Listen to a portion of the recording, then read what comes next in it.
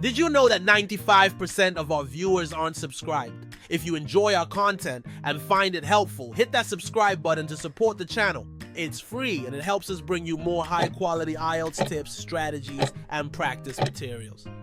Section 1. You will hear a man telephoning a friend to find out about their local public library. First, you have some time to look at questions 1 to 4. Now we shall begin. You should answer the questions as you listen because you will not hear the recording a second time. Listen carefully and answer questions 1 to 4. Hello? Hi, Susie. It's Paul here. How are you? Enjoying your new job? You're working at the library, aren't you? Yes, I started when the library reopened a month ago. It's great. Actually, Carol and I have been meaning to join for a while. Oh, you should. It doesn't cost anything, and the new library has all sorts of facilities. It's not just a place where you borrow books. For instance, there's an area with comfortable seats where you can sit and read the magazines they have there. Some people spend the whole morning there. Wish I had that amount of time to spend. Yes, you must be pretty busy at present, with the children and everything. We are, yes. But we're hoping to get away this summer. We're thinking of going to Greece. Well, we've got a much larger section of the library devoted to travel books now, so you should come and have a look.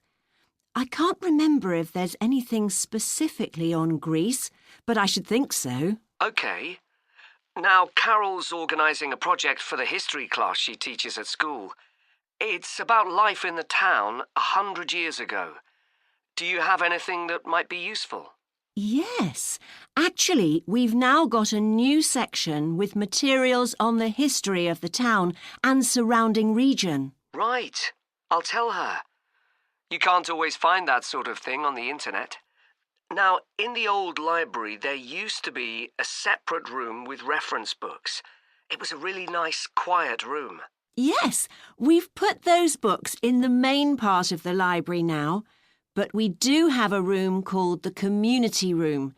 It can be hired out for meetings, but at other times, people can use it to study.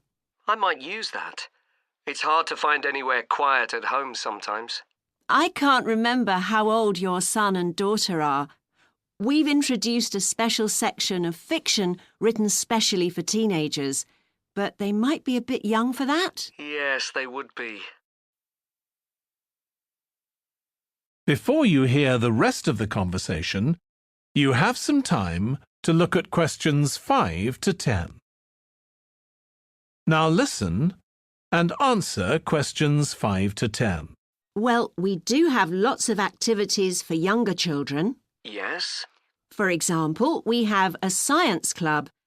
At the next meeting, they're going to be doing experiments with stuff that everyone has in the kitchen, sugar and flour and so on. They might be interested, yes.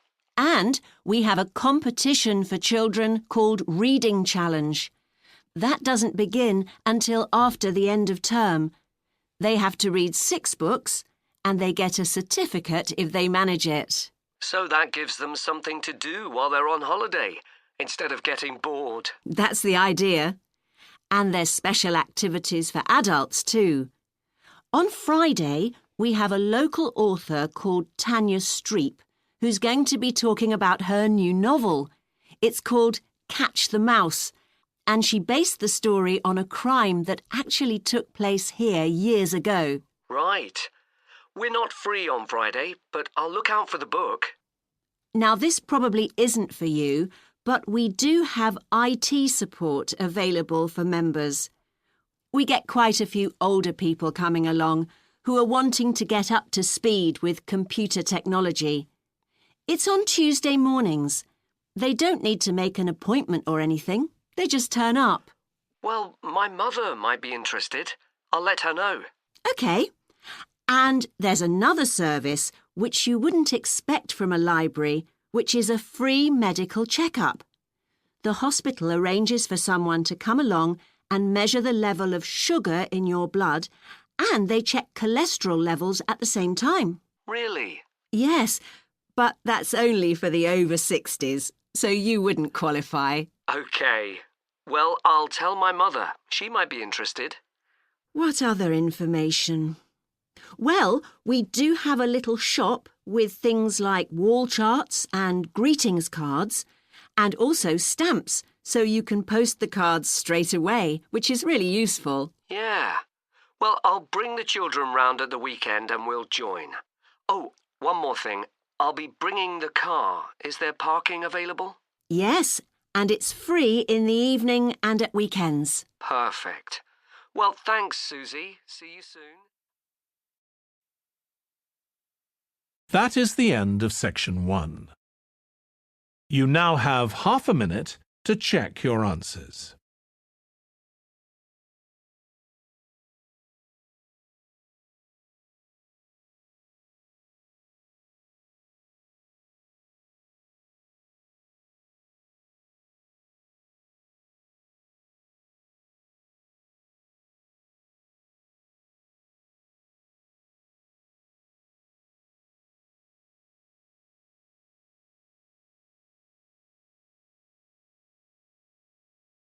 Now turn to section 2.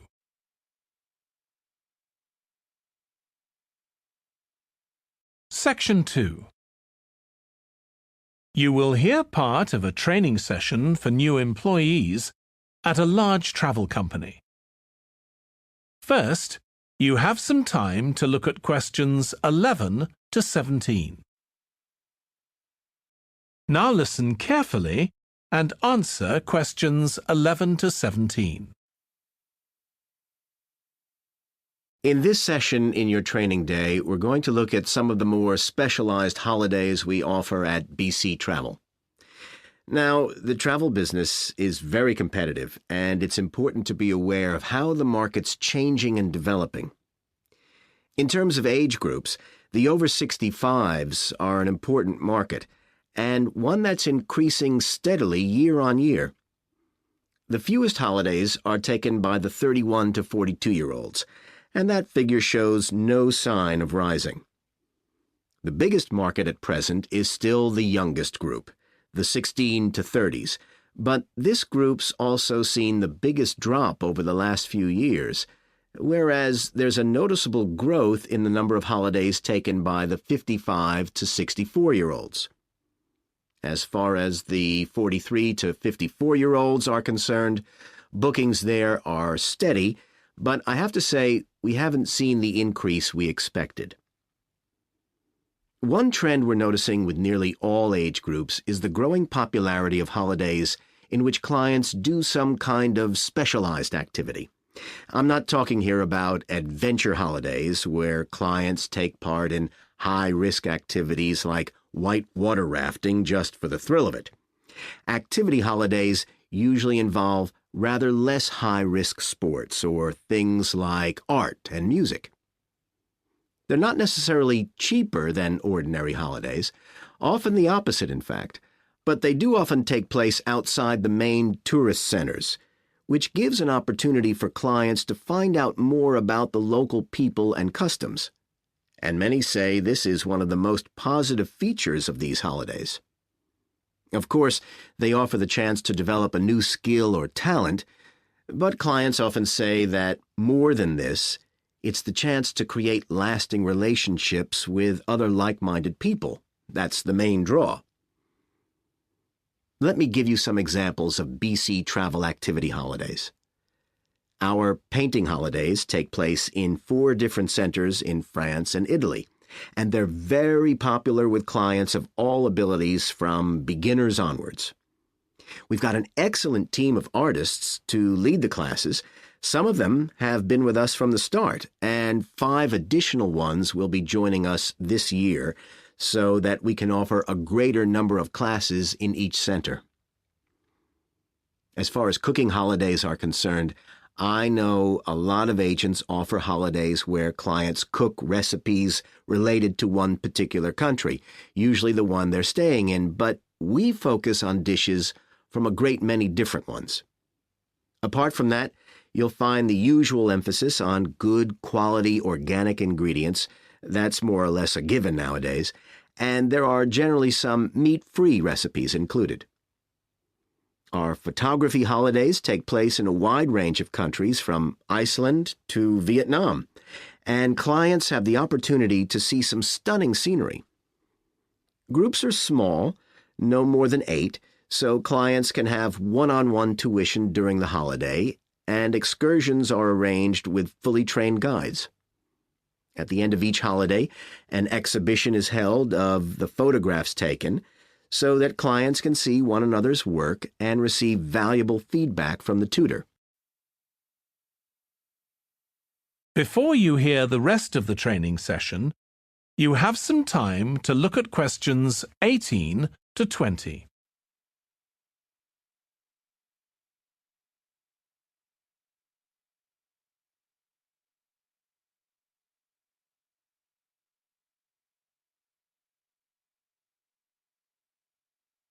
Now listen and answer questions 18 to 20. Finally, let me tell you about our fitness holidays. In Ireland and Italy, we run one-week general fitness classes for all ages and levels of fitness. Clients start the course with a consultation with a trainer, and together they draw up an individual program. As well as improving general fitness, clients find that they end up losing much of the stress they've built up in their daily lives. In Greece, we have a 2-week holiday for clients who want to do something about their weight. This has all the features you'd expect, like a personalized diet program, but one of its most popular features is that the exercise classes are all held on the beach. People say it's far preferable to being in a gym. Finally, we offer several holidays in Morocco. One very popular one is the mountain biking holiday. Bikes are provided, and there are different routes according to people's ability. We offer one which is tailored to the needs of families, which is particularly popular. Okay, so that's about all the time I have today, so thank you very much. That is the end of section 2. You now have half a minute to check your answers.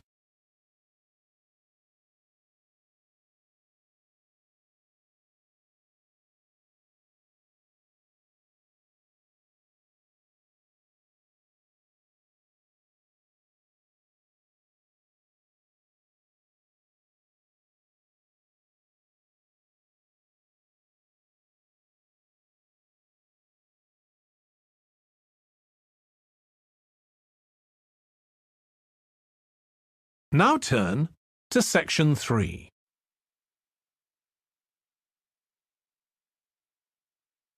Section 3. You will hear 2 tourism students, called Natalie and Dave, talking about the tourism case study they are doing.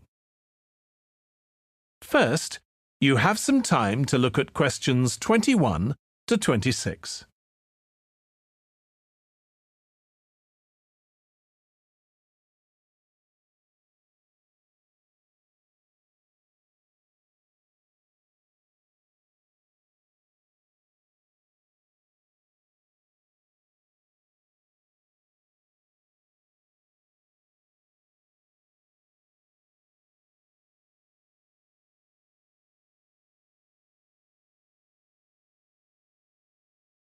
Now listen carefully and answer questions 21 to 26. Dave, I'm worried about our case study. I've done a bit of reading, but I'm not sure what's involved in actually writing a case study. I missed the lecture where Dr. Baker talked us through it. OK, well, it's quite straightforward. We've got our focus. That's tourism at the Horton Castle site. And you said you'd done some reading about it? Yes, I found some articles and made notes of the main points. Did you remember to keep a record of where you got the information from? Sure, I know what a pain it is when you forget that. OK, so we can compare what we've read.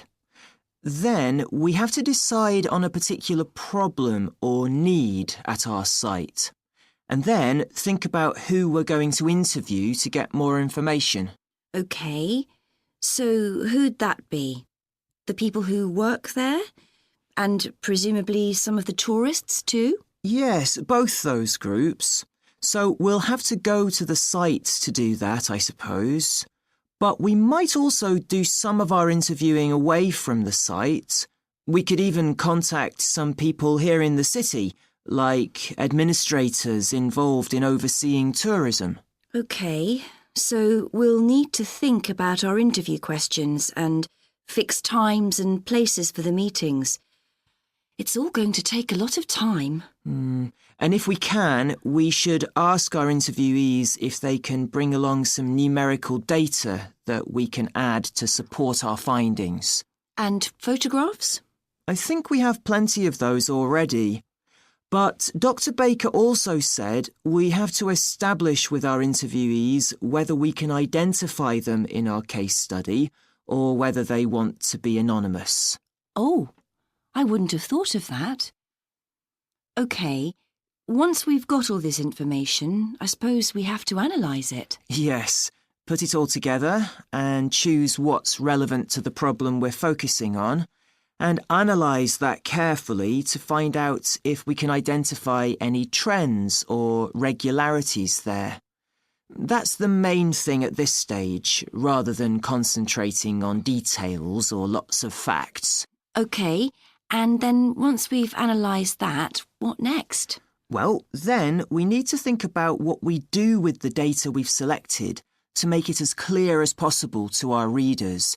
Things like graphs or tables or charts. Right. Then the case study itself is mostly quite standard. We begin by presenting the problem and giving some background, then go through the main sections. But the thing that surprised me is that in a normal report, we'd end with some suggestions to deal with the problem or need we identified.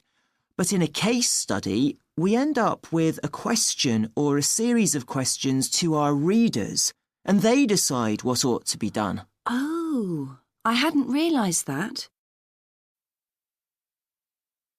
Before you hear the rest of the discussion, you have some time to look at questions 27 to 30.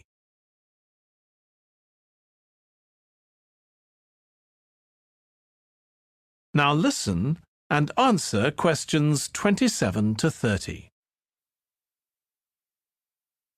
So, basically, the problem we're addressing in our case study of the Horton Castle site is why so few tourists are visiting it.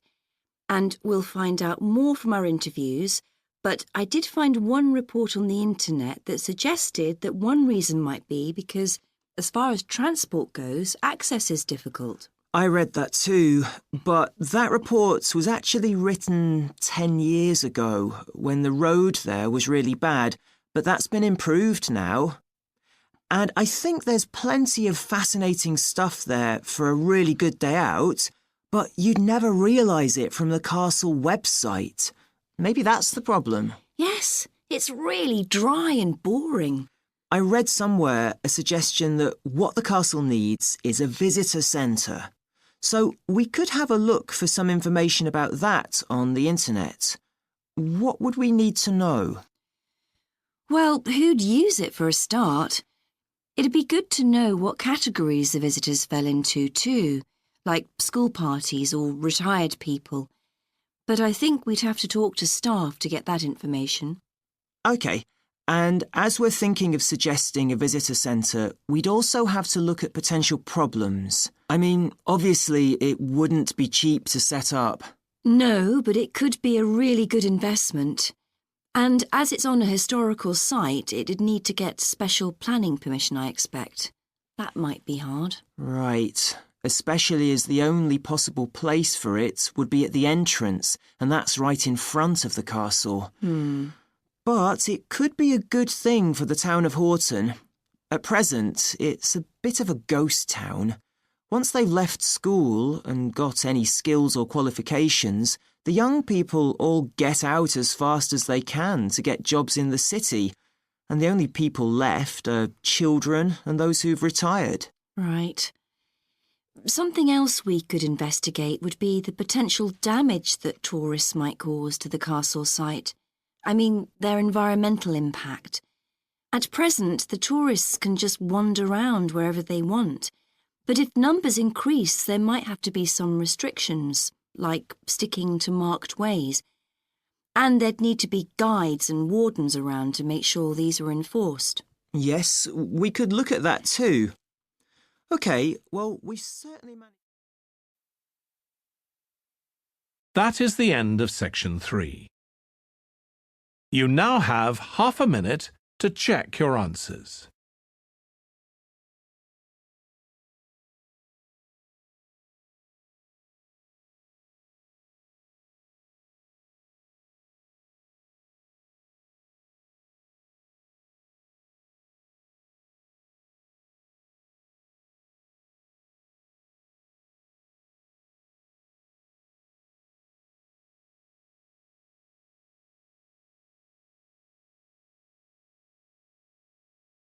Now turn to section 4.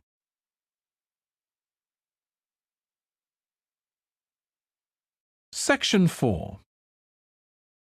You will hear a lecturer on an environmental studies course discussing how birds are affected by environmental change. First, you have some time to look at questions 31 to 40.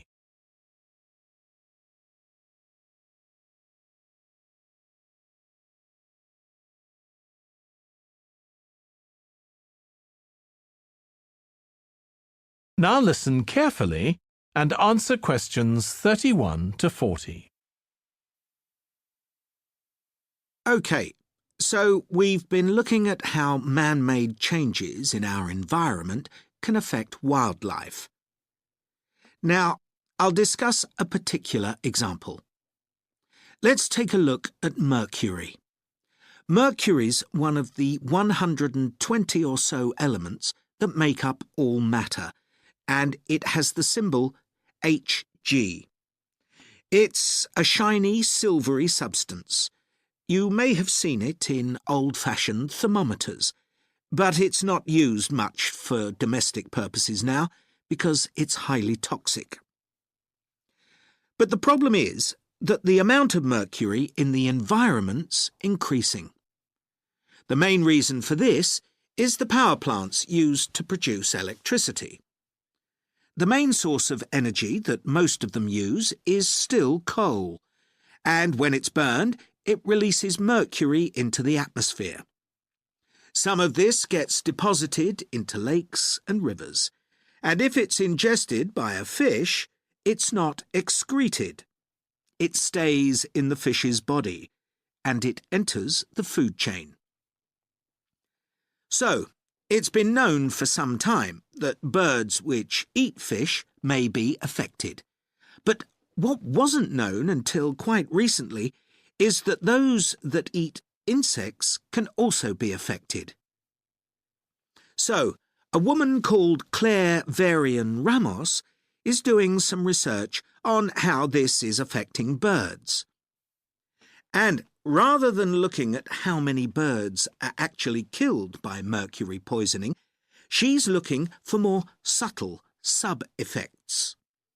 And these may be to do with the behaviour of the birds, or with the effect of mercury on the way their brain works, so whether it leads to problems with memory, for example. And she's particularly focusing on the effects of mercury on bird song.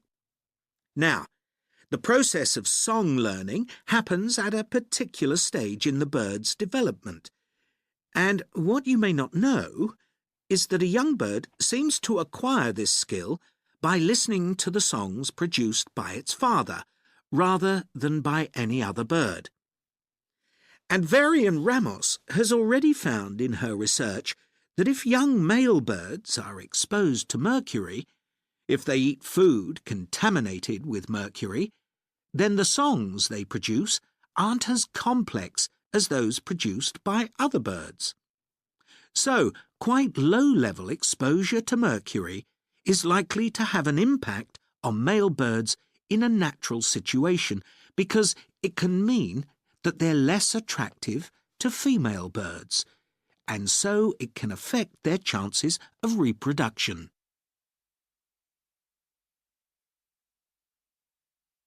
Now, the way she's carrying out this research is worth thinking about. She's using a mixture of studies, using birds kept in laboratories and studies carried out outdoors in the wild.